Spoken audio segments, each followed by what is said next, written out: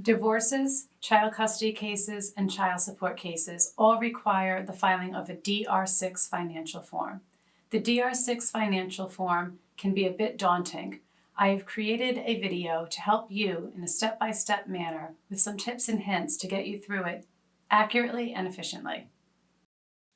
Section 1 of the DR6 financial form is practically self-explanatory. It's where you state your name, address, and pertinent information regarding yourself and your children, including where you are employed.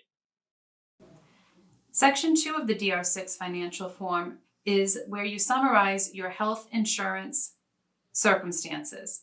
Please check off every box that applies to you. On page 1, number 3 can be skipped while you complete the form. The assets and liabilities will populate automatically for you when you fill in the rest of the form.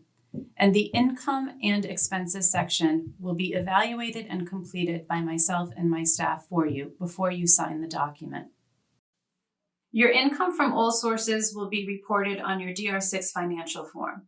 You should include your wages from employment and child support that you are already collecting. You should also read through the list of income sources and fill out the form if it applies to you, line by line. You do not need to total your gross income. It will be calculated for you after you complete each line item. In section 5, you will report all of your expenses.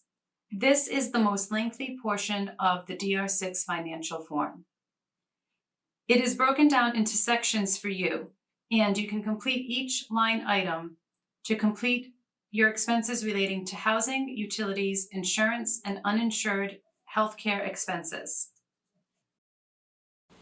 Your transportation and general personal expenses and expenses relating to your children will also be reported.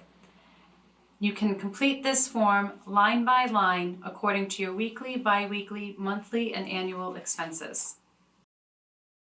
In the event you don't see a particular expense listed on a line item, you can fill out that expenses in the other expenses area of the form. Your payroll deductions are required to be reported. You can obtain this information from your pay stub or your tax forms from the prior year. You may make contributions on a regular basis to loan payments or savings accounts or IRA contributions. If you do so, then you can include those amounts in section 10. All of your assets will also be reported on the DR6 financial form. Your assets will include your real estate and your motor vehicles, but also all of your financial accounts.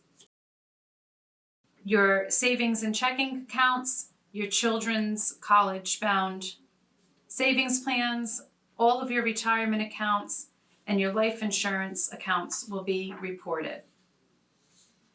In the event you have other assets, you will be able to complete the form by filling out the additional asset section of the form. Your liabilities will be reported. Your liabilities will include any expenses that are not specified in the other pages of the form.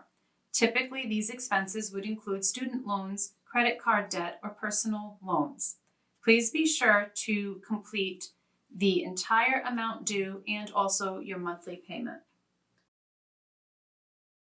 In the event you are a landlord, there is an attachment to the DR6 form called Schedule A.